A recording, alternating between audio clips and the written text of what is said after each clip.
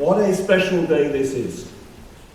The first of many days where Mount Scopus explores, understands, and celebrates what it means to be Australian. And I am proud to stand before you as an Australian by choice. Somebody who was not born here, one of those who's come across the sea. I've lived here for 11 years. I've been a citizen of Australia for 7 years. I don't want to boast, but I aced the test and got 20 out of 20. And I love being here. Not just for the weather, which is often nice, and if it isn't, in 5 minutes' time it might be. But also for the comfortable way of living, the feeling of space, the welcome, the informality. There are some things I still don't get. I really don't know what dinkum means, or bonza. I don't quite understand why the unofficial national anthem is a paean of praise to a suicidal sheep rustler. And fairy bread, I mean, what's that? There are some things I still don't get. But the reason I am proud, very proud to be Australian, there are many reasons, but let me share 3. And the first is really a function of the welcome that I and my family received when we came here, as did many of you who are also immigrants, and many of your grandparents and great-grandparents. You know, I knew for a long time there's something called an Australian accent. There's quite a distinctive Aussie accent, which even in my old country I had heard and was familiar with.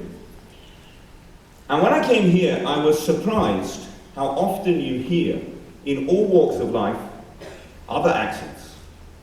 You can have a cabinet minister who sounds like he's from Belgium, because he is. You can have a premier of New South Wales who sounds like she's from America, because she is. You can have TV and radio personalities who speak with Indian accents, Chinese accents, South American accents. And at first I thought, isn't it strange that you hear all these accents in addition to an Aussie accent? And then I realized, no. All these different ways of speaking, they're all Aussie accents. Because Australia truly embraces and welcomes and accepts as part of Australia people from all different ways of life, from all different countries, all different ways of speaking, all different religions, all different cultures.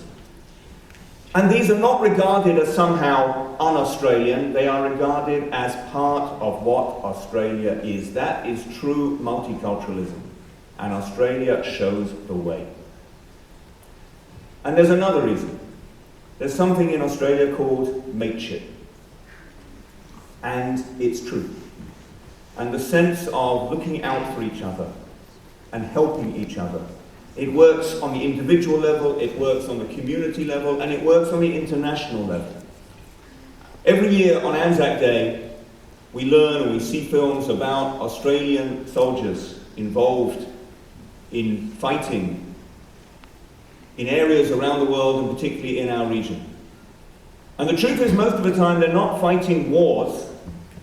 Australia understands its responsibility as the most developed power in a complex and busy region, and sends its own men and women prepared to risk their lives to help others be at peace, to live in stability and to live in freedom. And it doesn't happen in every part of the world, but a country is prepared to give so much of its own for the sake of others.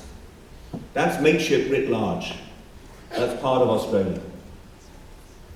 And the third thing which I think makes Australia so special, and why I am proud to be Australian, is because Australia knows that it is not yet perfect. But there are real and dynamic and lively debates about how we can improve yet more. And we've learned about some of those issues today. For instance, though we say, for those who come across the seas with boundless plains to share, sometimes there is a balance between what we can afford and what our values say. And there is a real debate about how we can be welcoming today to those who come in boats across the seas. We try to create a society where everyone has a fair go, but we're also aware that the gaps between rich and poor are still with us. And we have to do more to make a society which is more fair and more equal. And perhaps above all, we remain challenged by the issue of reconciliation, by showing respect, understanding, and especially equality and opportunity for the first Australians.